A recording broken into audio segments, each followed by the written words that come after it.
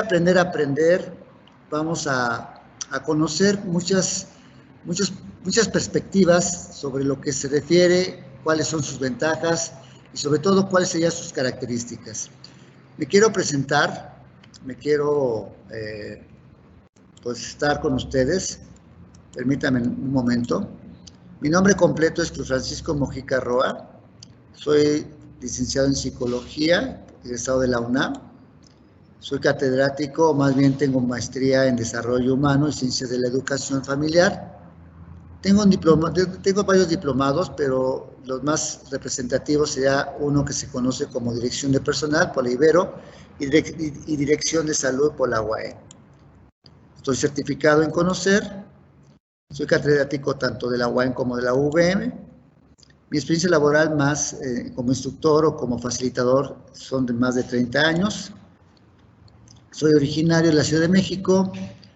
Mi teléfono celular por si lo necesitan para consultarme algo y mi correo electrónico.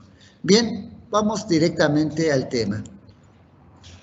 Algunas recomendaciones para funcionar en forma adecuada. Si alguien está con nosotros, seguramente ya tiene abierta su cámara, tiene silenciado su micrófono. En caso que tengan una pregunta o quieran participar, puede levantar la mano, que nuestra coordinadora va a dar la palabra para poder escuchar su participación o su pregunta. Abren su micrófono y mencionan su participación. Al terminar, bajan la mano después de su participación y cierran o silencian su micrófono. ¿Cuál es el objetivo que vamos a perseguir en esta hora sobre aprender a aprender? Bueno, el propósito que vamos a tener es que los asistentes o cada uno de ustedes mencionará el proceso de aprender a aprender en el ser humano e identificará los elementos fundamentales para generar en el alumno la necesidad de aprender por su propia cuenta y su propio ritmo. Ese es básicamente el propósito de esta hora de mi intervención. Una pequeña introducción para ubicarnos. Vamos a contemplar que el ser humano tiene 4 etapas en su desarrollo como ser humano. Él o todos nacemos, crecemos, nos reproducimos y morimos. Hay personas que han cubierto 2 etapas, han nacido, pero lamentablemente han muerto en temprana edad. Hay algunas personas que han desarrollado 3, que serían nacer, crecer y morir. Pero ahorita la mayoría de nosotros tenemos un proceso de nacimiento, hemos crecido, estamos en proceso de producción y ojalá sea mucho más tiempo después que lleguemos a la muerte. Pero todos tenemos que recorrer este ciclo de vida. Hablando todavía del ser humano, el ser humano es un ser biopsicosocial, en donde lo bio es porque pertenecemos a una cadena biológica, la cual también pertenecemos a una familia, tenemos órganos, tenemos sistemas y nos hace partícipe de un ecosistema. Psico, porque tenemos alma, tenemos comportamiento, pensamiento y tenemos algo que se conoce como espíritu. Y aspecto social, el aspecto social va a ser la conectividad que tenemos con nuestra sociedad en general. Podemos decir que no tenemos ninguna condición de estar separados de la sociedad porque somos interdependientes. Tomando en consideración esto, permítame ejemplificar al ser humano desde 3 esferas básicamente. La esfera del conocimiento que me va a dar el saber.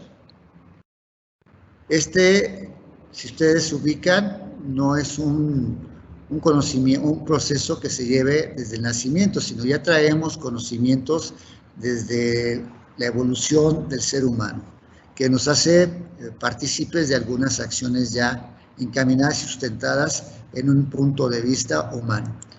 Tenemos también una esfera de habilidad, es decir, podemos hacer, es la capacidad de hacer físicamente algunas acciones como hablar, caminar, correr, y tenemos la capacidad de hacerlo. Y la última esfera es la esfera de los sentimientos. Esta esfera de los sentimientos me da el querer. Básicamente yo estructuro al ser humano de acuerdo a esta representación quizá muy sencilla, pero muy clara de los 3 elementos que vamos a trabajar en aprender a aprender. La intersección que se nos da en estas 3 esferas va a ser lo que llamamos personalidad. La personalidad es la manifestación de nuestro saber, nuestro hacer y nuestro querer. Partiendo de ahí, podemos buscar que el ser humano está al pendiente de su desarrollo holístico, entendiendo como un desarrollo holístico las competencias que tiene que desarrollar. Esas competencias que tiene que desarrollar el ser humano son 4.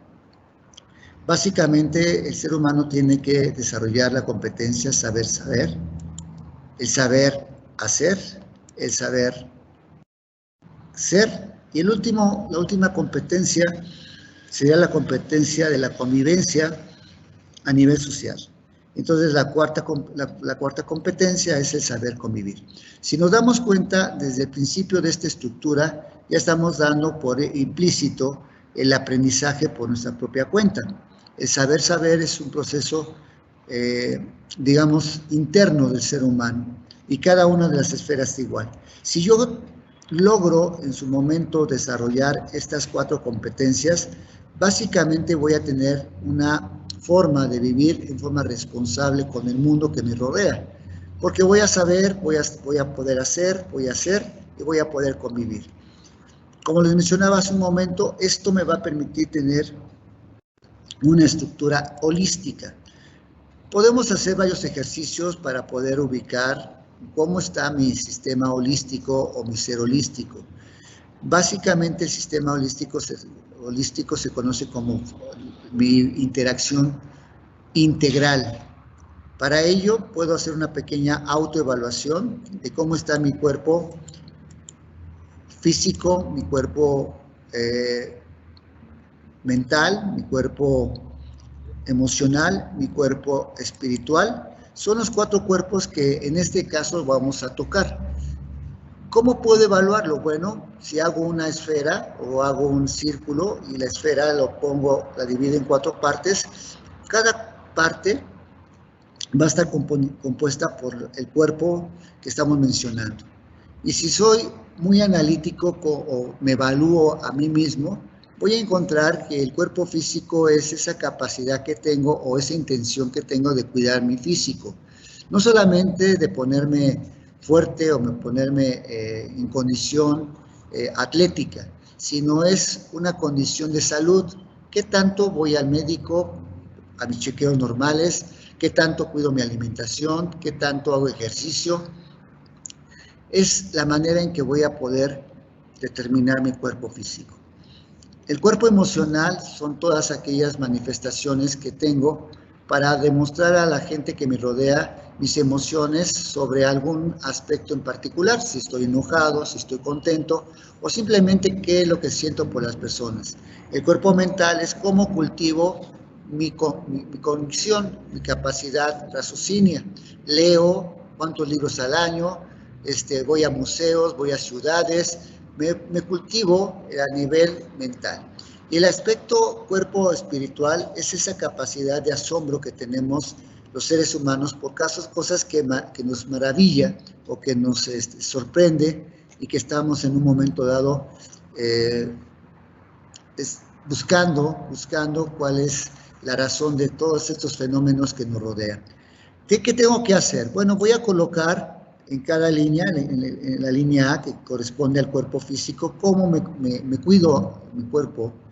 Voy a poner otro punto de 0 a 10, cómo está mi cuerpo emocional, mi cuerpo mental y por último, mi cuerpo espiritual.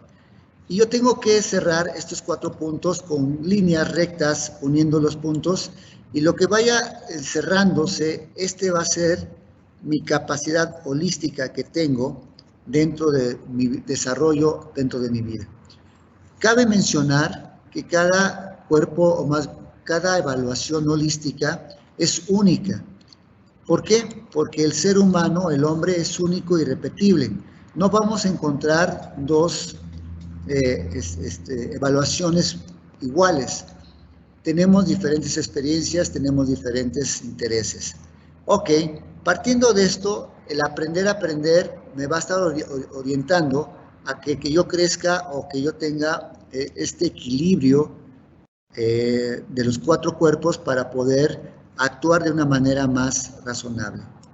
Si continuamos con esto, algo pasó, perdón, no sé si me están escuchando.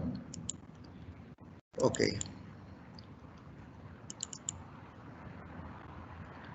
No sé si me están escuchando, por favor, si me hacen una señal. Creo que dejé de compartir, permítame un segundo. A ver, aquí está. Ok. Escuchamos, maestro. Sí, gracias. Mi ser holístico me va a orientar a poder crecer, a poder desarrollarme en 3 momentos de mi crecimiento personal, que es tener una dependencia, tener una independencia o tener una interdependencia. ¿En qué se diferencia esto? Bueno, tengo que aprender a ser independiente para tener un crecimiento, un desarrollo armonioso. El dependencia, estamos hablando de 0 años, aproximadamente a 18, 20 años. Dependemos a esa edad quizá mucho menos que cuando somos pequeños de nuestras familias, de sus padres, y tenemos que aprender a ser independientes. La independencia es esa capacidad de responsabilizarme de mis propios hechos. Ya no tengo que estarle echando la culpa a los padres, a los hermanos, pero lamentablemente muchos seres humanos le echan la culpa a la pareja, a nuestro sistema laboral o a nuestro sistema de seguridad y culpamos, entonces no hemos crecido, no hemos dejado la dependencia y nos hemos convertido en independientes. Es muy fuerte o es un proceso muy fuerte el crecimiento o el desarrollo de la independencia a la interdependencia. ¿Qué significa esto? La independencia es que soy responsable de mis propios actos y la interdependencia es la unión de esta responsabilidad individual de los seres con los cuales convivo. Esa interdependencia de la independencia que tenemos cada ser humano, que cada uno de nosotros sabemos qué tenemos que hacer sin necesidad que nos digan o sin necesidad de poner excusas. La interdependencia sería una manera de convivir, de llevar una vida más armoniosa con nuestro entorno. Para ello, se utilizan muchos sistemas educativos y el que se ha descuidado mucho es el aprender a aprender. ¿Por qué? Porque tenemos paradigmas. Pensamos que todo el tiempo tenemos que hacer la misma manera de ver las cosas. ¿Qué es un paradigma? Bueno, un paradigma puede estar sustentado en nuestras creencias, en nuestros supuestos, y para ello quisiera hacer un ejercicio muy rápido. No voy a poder interactuar con ustedes mucho, pero vamos a hacer este ejercicio en forma, digamos, lineal. Vamos a unir estos 9 puntos, si lo pueden hacer en sus lugares de origen. Van a tener que unir estos 9 puntos que aparecen en su pantalla con 4 líneas rectas de un solo trazo sin levantar el lápiz. Cuando hago este ejercicio, lo hago con la intención de ver cómo nos afecta o nos favorece un paradigma. Por lo tanto, un paradigma ni es bueno ni es malo. Es de acuerdo a cómo puedo utilizar esas creencias.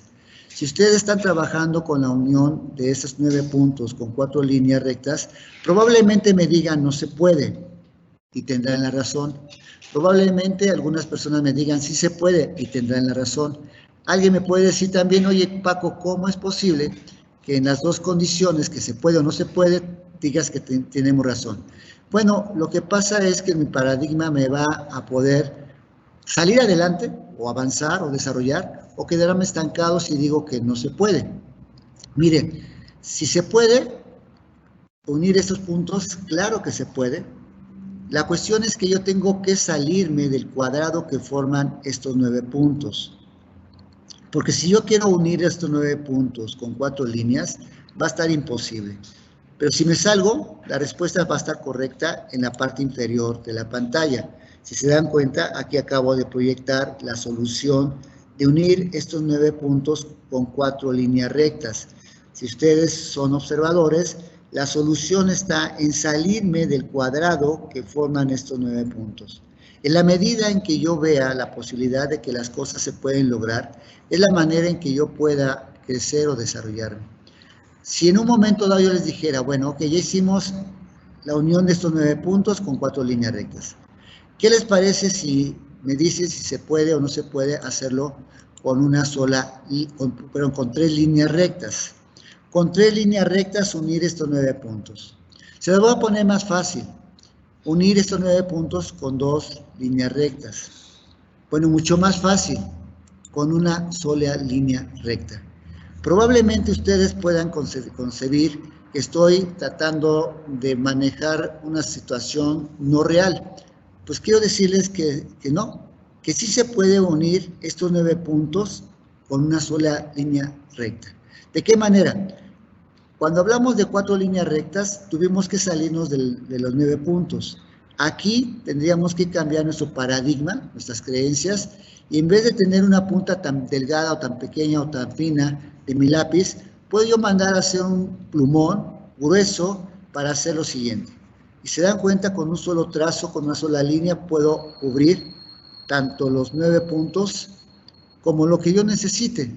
Entonces, nuestros paradigmas me van a limitar la posibilidad de hacerlo o no hacerlo. Si se dan cuenta, todo se puede hacer, si lo pienso, lo creo. Bien, por lo tanto, ¿qué es un paradigma? Un paradigma es un modelo, un supuesto, un marco de referencia, una manera de percibir y un patrón de comportamiento. Esto es un paradigma, pero mucho de nuestro sistema educativo nos lleva a forjarnos que hay una sola manera de aprender, de leer, de investigar, que es tener siempre a alguien que esté enfrente de mí y yo como alumno aprender de esa persona. Y el aprender a aprender es romper esos paradigmas, esos modelos, esos supuestos o esos marcos de referencia que nos han inculcado en toda la formación académica que tenemos. Bien, voy a hacer otro ejercicio muy rápido en cómo el paradigma de creer que es una sola forma de aprender, que es tener al profesor enfrente o alguien que nos enseñe, nos limita. Bueno, en esta pantalla que está apareciendo en negro, voy a proyectar una imagen que se conoce esta pintura como el general. Dentro de esa imagen van a tener ustedes la obligación de encontrar 5 imágenes adicionales en 1 minuto. Tienen que proyectar su visión para encontrar esas 5 imágenes que están ocultas en esta pintura. Tienen 1 minuto, van a trabajar inmediatamente y van a encontrar y van a percibir 5 imágenes. ¿Ok? Yo creo que ya están percibiendo, ya están encontrando las 5 imágenes. No las nombren, grábenselas, son 5, pueden grabárselas sin ningún problema. Y se van a dar cuenta que en un momento dado, esta imagen me va a permitir ejemplificar cómo la educación actual, o no actual, más bien anterior, nos ha enmarcado de que siempre tiene que haber alguien que te enseñe y alguien que aprende. Si yo les dijera cuántas imágenes vieron, probablemente me van a decir más de 5. Vamos a enumerar por lo menos 7 imágenes. Aquí está una imagen, si lo ven en el cursor, es un perfil de mujer. Aquí hay otra imagen, es una mujer cargando un bebé que forma la oreja de la figura central. Aquí hay otra imagen que puede ser un anciano que está parado con su bastón. Van 3 imágenes que forman la nariz del anciano y el bigote. El anciano, que es el general, con la mano en la solapa, serían 4. Y probablemente el perro que forma la mano o es la mano del general. Y podemos decir que hasta aquí está bien que hayan visto 5. Nuestra educación anterior es castrante, es una educación que no me permite ser creativo. Y por lo tanto tengo que convencer o tengo que orillar a mis alumnos a establecer un aprendizaje limitativo, sin darme cuenta que el aprendizaje va a ser enorme si lo dejamos ser libre y lo responsabilizamos al estudiantado. Porque aquí no solamente hay 5 imágenes, me creerían que hay más de 10 imágenes. Y entonces la actitud de los que enseñamos a veces nos percatamos de que limitamos o no nos percatamos que limitamos a nuestros estudiantes. En esta imagen hay más de 10 imágenes. ¿Qué es lo que busca entonces el aprender a aprender? Bueno, primeramente cambiar el panorama, buscar que los paradigmas sean la base principalmente de nuestro ver, nuestro pensar y actuar. O sea, cambiar completamente nuestra forma de ver, de pensar y actuar. El aprender a aprender es responsabilizarme de mi propio aprendizaje, de mis propios métodos, de mis propios alcances. Para ello, ¿sí?, voy a ver algunos elementos sobresalientes de aprender a aprender. Una máxima en el aprendizaje de aprender a aprender. Una máxima en el sentido de que es una frase que me va a permitir abrir el panorama sobre lo que es el aprender a aprender. Y es esta: contigo, sin ti y a pesar de ti, aprenderé. Esa es la máxima de lo que es aprender a aprender. Contigo, sin ti y a pesar de ti, voy a aprender. Aprender a aprender no hay limitación, solamente la persona que se limite a sí misma. Por lo tanto, ¿qué es o qué significa el aprender a aprender?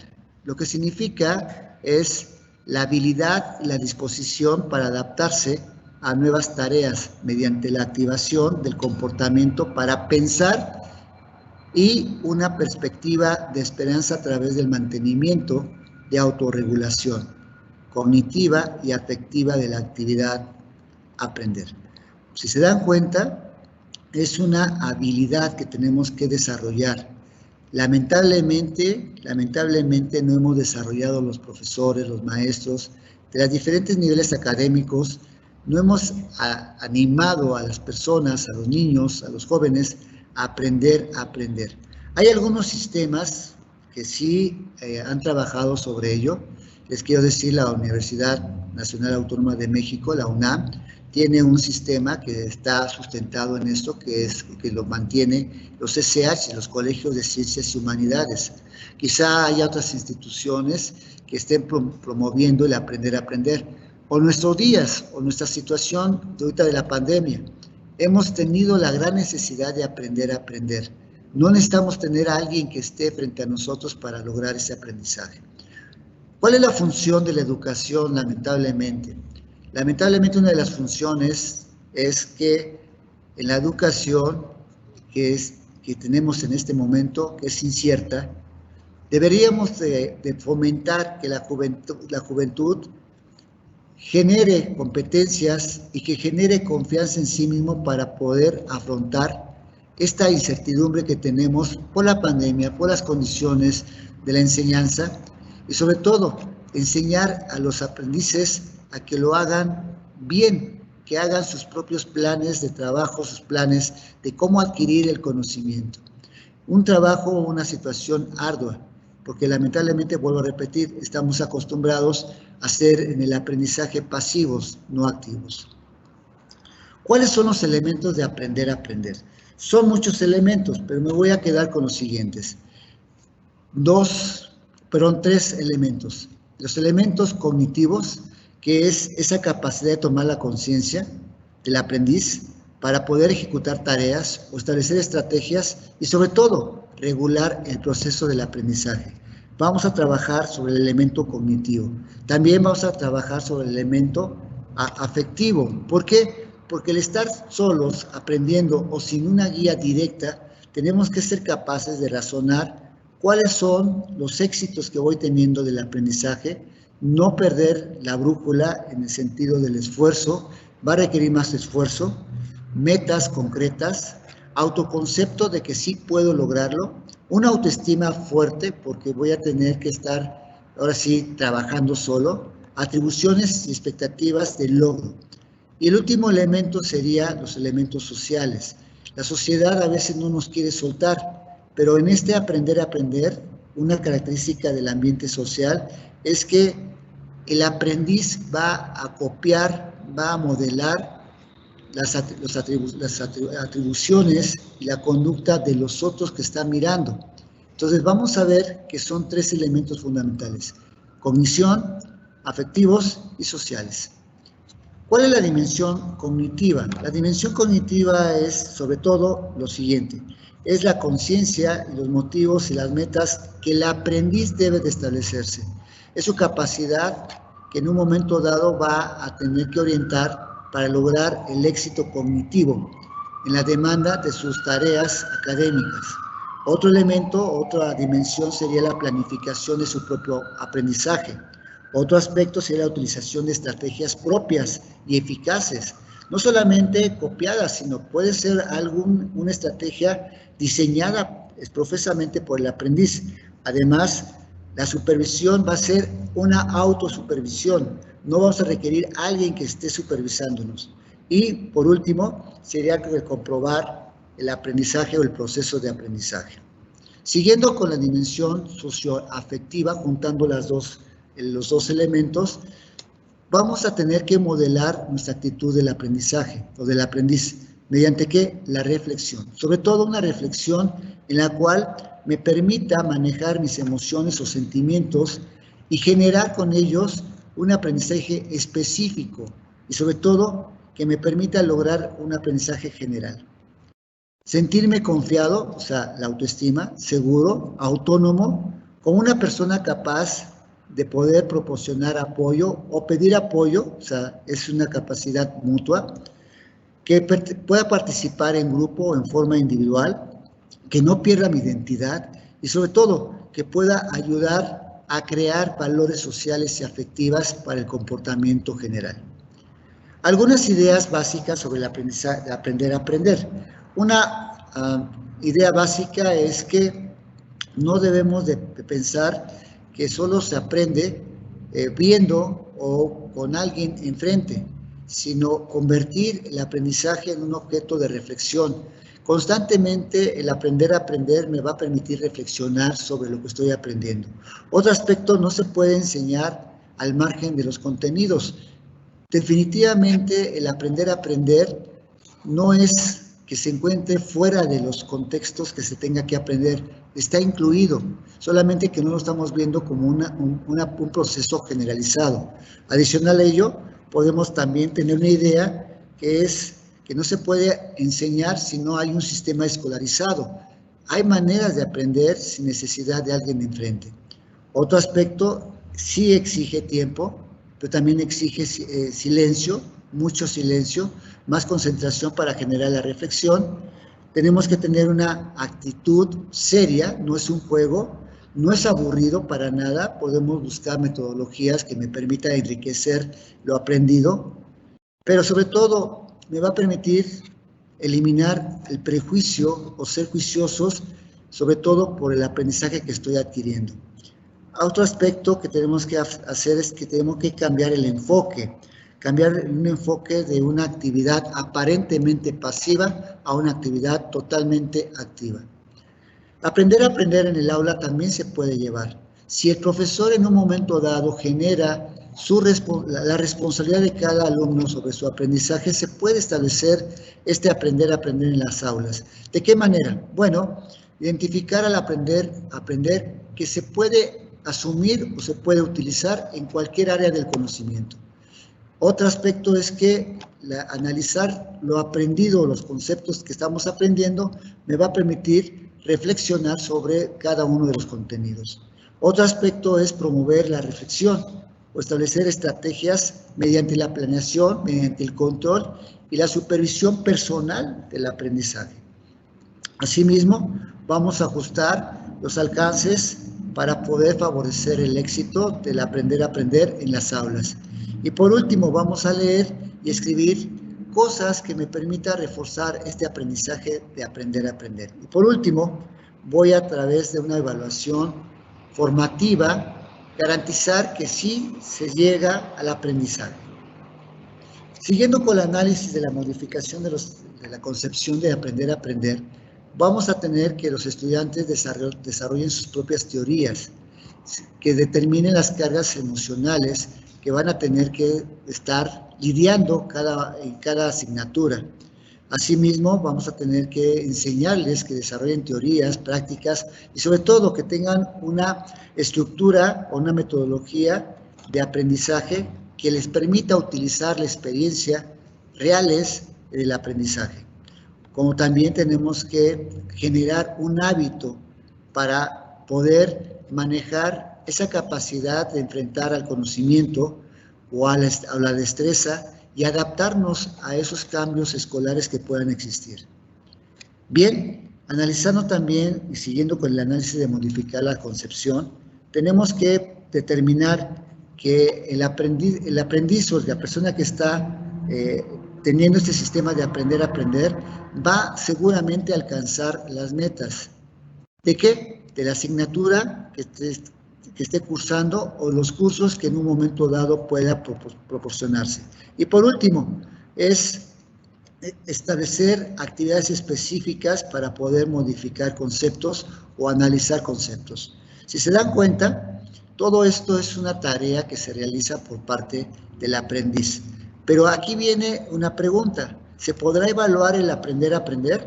Por supuesto que se puede evaluar mediante un sistema formal de evaluación. ¿En qué sentido? Bueno, primer punto, podemos hacer una autorregulación, o sea, hacer una reflexión si estamos llegando a los objetivos planteados en cada asignatura. Segundo, podemos suponer o enseñar de otra manera, o sea, que haya otro mecanismo diferente de aprender.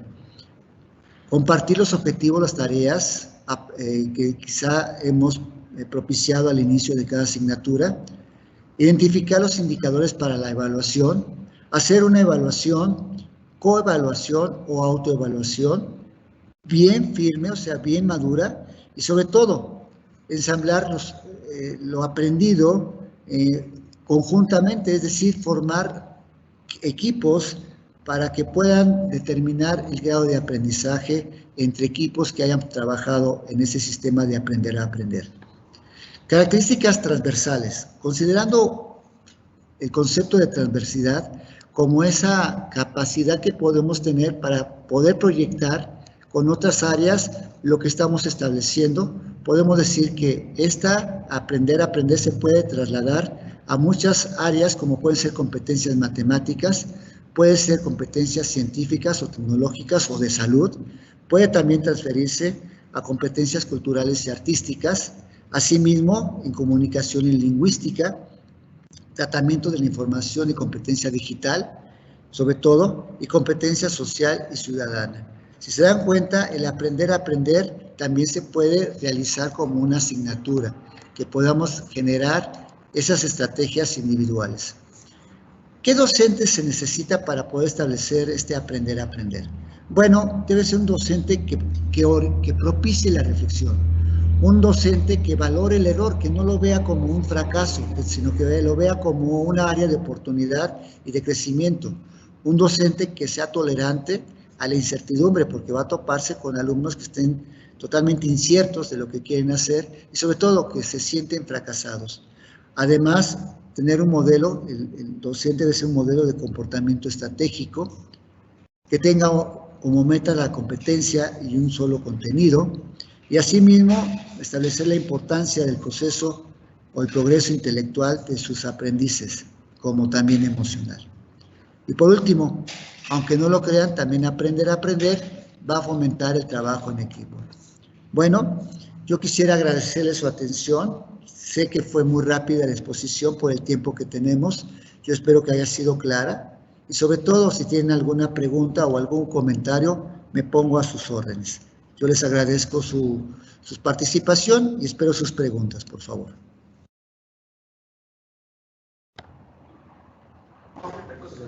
Gracias, maestro. Estimados alumnos, los invitamos a dejar sus preguntas en el chat. Si nos hicieran favor, damos unos minutitos para leerlos con todo gusto y contestar las inquietudes que puedan tener o que hayan surgido de esta plática. ¿Cómo considera usted ahorita el aprendizaje durante pandemia, maestro? ¿Se ha complicado? Sí, ok, perfecto.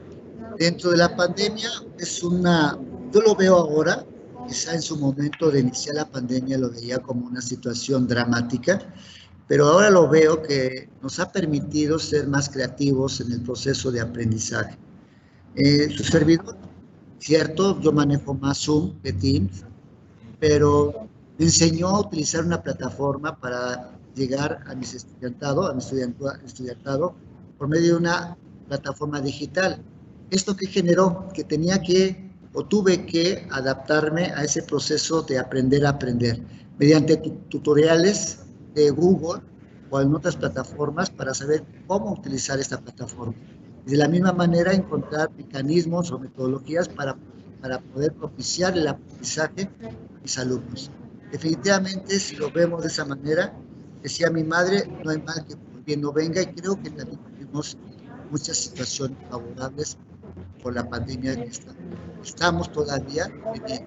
Entonces, no tenemos que sentir que haya sido limitante la pandemia, sino nos provocó ese camino, ese avance hacia el aprendizaje propio, el aprender a aprender. No sé si tengan alguna pregunta o si respondí correctamente. Sí, maestro, gracias. Nuestros coordinadores quisieran preguntar algo.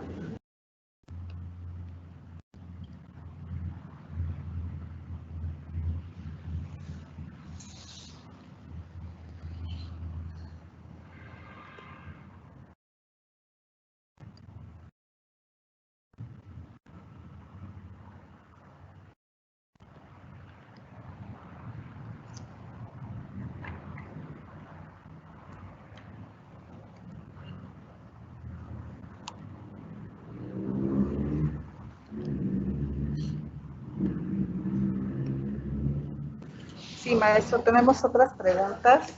¿Sí? El famoso pensar fuera de la caja es útil. ¿Y qué estrategias como estudiantes nos recomendaría para poder aprender de manera que no se haga tedioso?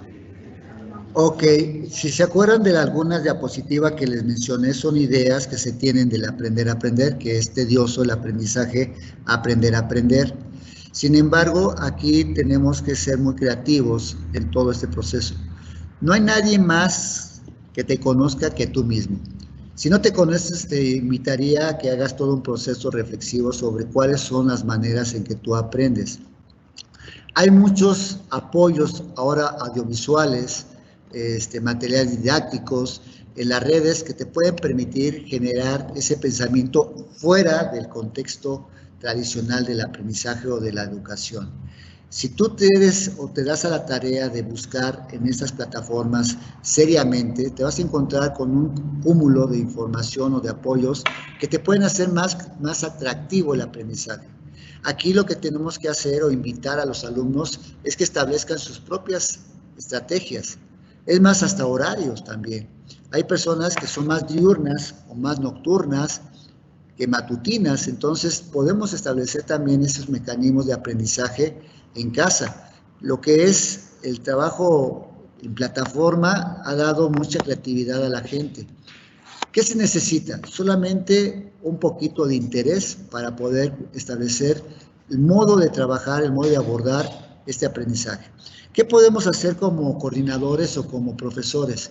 Les vuelvo a repetir, también lo vimos en una diapositiva, tener tolerancia, porque vamos a tener alumnos que no fácilmente se puedan adaptar o adoptar este modelo. Lo podemos ver todavía ahorita que muchos alumnos quieren ya regresar a las aulas porque no se acoplaron a este nuevo sistema, porque estamos acostumbrados, y perdón lo que lo voy a decir, estamos acostumbrados a que nos pelen la manzanita o el platanito y se nos den en la boca, sin darnos la tarea a buscar nuestros propios métodos de aprendizaje. Yo creo que es un proceso que poco a poco, si lo seguimos manteniendo, nos va a dar mejores frutos en el futuro, pero estamos en el camino. Lo que yo sí les pediría como coordinadores o profesores es que no se desespere, tengan paciencia, sean tolerantes, sean muy permisivos en decir que pueden tener alumnos que están frustrados, natural, y ayúdenlos, oriéntenlos a que encuentren su propio sistema de aprendizaje. Eso es lo que yo podría recomendarles. Espero haya respondido la inquietud.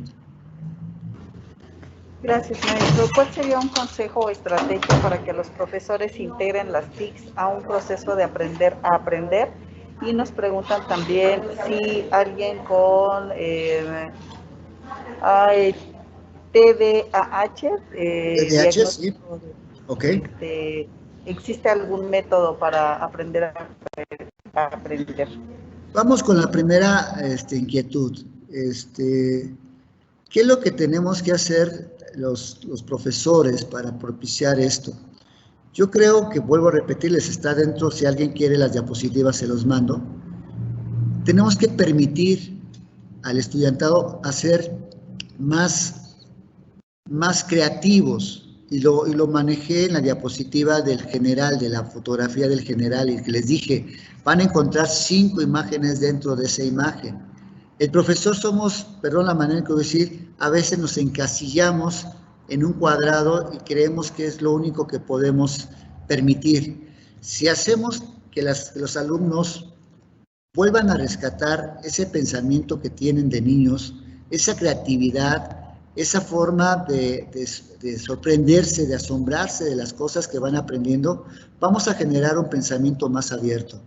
Si yo como profesor considero que tengo la verdad absoluta, quiero decirles, mis queridos profesores, que estamos equivocados. No hay verdades absolutas. Y sobre todo que no podemos seguir encerrando a este tipo de personas a ese criterio o a ese proceso de que yo tengo la verdad absoluta. Esa sería mi sugerencia para el primer punto.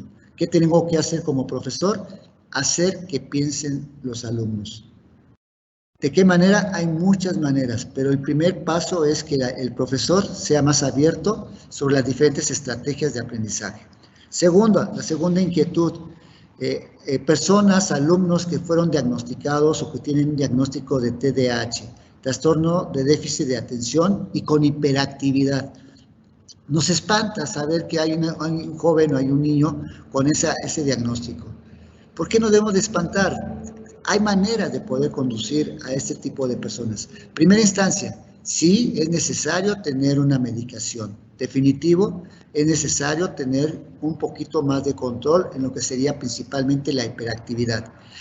La atención también, hay medicamentos que me pueden ayudar a tener mayor percepción o mayor atención. Entonces, ese trastorno de déficit de atención con sus ayudas de medicamento, podría yo también utilizarlo con el sentido de poder aprovechar esa hiperactividad, esa falta de atención de los alumnos o de las personas clasificadas en ese trastorno y aprovechar esa condición. Lamentablemente, como no estamos formados para abordar ese tipo de situaciones, nos da mucho temor. Los clasificamos, los encasillamos y decimos, esta persona con TDAH no va a aprender porque se le va a dificultar. Y estamos encerrándonos nuevamente a una percepción pobre y que no nos permite avanzar en lo más mínimo. Esa sería la recomendación, la sugerencia. No sé si tengan algún comentario más. Gracias, maestro. ¿Alguna bibliografía que nos pueda recomendar? Sí, hay muchos textos. Hay un texto muy interesante que me gustaría comentarles. Un texto que habla sobre las técnicas de aprendizaje, de aprender a aprender. Hay muchas dinámicas también que nos pueden llevar a cabo esta conceptualización. Si no mal recuerdo, el libro de Aprender a Aprender de Gustavo Hernández, un teórico sobresaliente de la UAM, de la Universidad Autónoma de México, o la UAM, que hizo un estudio muy interesante sobre cómo es aprender a aprender. Gustavo Hernández Gómez se llama esta persona. Y entonces este libro, este escrito, nos puede dar mucha luz de cómo podemos aprovechar esas condiciones tan inesperadas que hemos tenido de pandemia, de condiciones ahora regresar a las aulas y ver que no tenemos los recursos necesarios. Es un libro básico, ahí van a encontrar ustedes algunas metodologías y algunas estrategias. Hay otro libro, pero este libro está escaso, no está muy recomendado, no está muy a la mano. Se lo voy a pasar a Clau, esta copia, viene en inglés, se lo voy a pasar para que le pidan la copia a Clau y que puedan ustedes tenerlo para que puedan en un momento dado consultarlo y tener otra idea de otro lugar del mundo que están trabajando en este concepto de aprender a aprender. Con mucho gusto se lo paso a Clau para que ustedes se lo soliciten y también se los hagan llegar. Esos serían los dos libros básicamente que yo podría recomendar.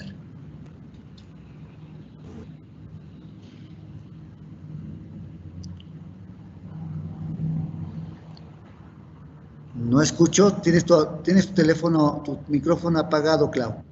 Perdón. Nos pregunta Juan Pablo, ¿cómo aprender algo que no quieres aprender? Por ejemplo, una materia que no te interesa, pero debes pasar para llegar a lo que sí te interesa. ¿Debes solo pasarla? ¿O cómo enfocarnos para aprender algo que no nos gusta? Bien, me sonrío porque pues es una pregunta muy, pero muy importante, muy interesante. La verdad no hay un ABC, se los juro que no hay un ABC para poder establecer esa intención de aprender. Si yo no quiero, si no tengo ninguna intención de aprender una materia porque me parezca tediosa, estoy partiendo de un concepto que me va a limitar. Si yo pienso que no voy a aprender porque estoy limitado, tengo la razón.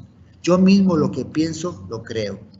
Entonces, la recomendación que podría yo hacer es, primero quítate ese pensamiento de cerrazón. Permíteme darte una recomendación. En matemáticas, el 5º año de primaria, si lo recuerdan muchos de ustedes, se nos hacía muy pesado porque teníamos un modelo a seguir, que las matemáticas eran lo más difícil, que no eran buenas, que eran tediosas, que dolía la cabeza, y muchas generaciones, y siguen generaciones pensando en lo mismo. ¿Y qué creen? Mientras sigan pensando en ese sentido, va a estar generándose ese pensamiento. Hay algo concreto en esa materia, la raíz cuadrada. ¿Cuántos de ustedes profesionistas utilizan la raíz cuadrada como una herramienta cotidiana para poder solucionar un conflicto o un problema o una situación? Yo les puedo asegurar que muy pocos, a menos que se dediquen a las matemáticas, utilizan la raíz cuadrada. Entonces, ¿para qué carambas voy a aprender raíz cuadrada? No hemos visto sobremanera, no hemos visto lo más importante de este proceso de la raíz cuadrada, que es la forma de razonar. La raíz cuadrada lo que nos enseña es cómo razonar, cómo lidiar con un problema tan complejo que nos pueda dar solución, el raciocinio, el razonar, el proceso de cómo solucionar raíces cuadradas es lo que nos va a agilizar la mente, nos va a agilizar ese proceso cognitivo. Y les puedo decir, cuando estábamos en 5º año de primaria, odiábamos las raíces cuadradas. No soportamos, pero todo el proceso que se lleva para solucionar una raíz cuadrada no es el que vas a aplicar en el día a día para solucionar una raíz cuadrada, sino su esencia natural de cómo se soluciona una raíz cuadrada. Entonces, puedo repetir, definitivamente no hay una respuesta así como A, B, C, haz esto, aquello. Yo te podría decir, tenemos dos momentos. Una, convencerte que lo que tienes que aprender es necesario para tu formación académica o indispensable para otra acción. Segunda, quitarte de la mente que es algo tedioso, fastidioso, porque si lo piensas, lo vas a estar creando y te va a ser más pesado. Sería un autoconvencimiento de que son necesarias todos los conocimientos del mundo. Esa sería mi recomendación. ¿Puedo repetir? No hay un ABC.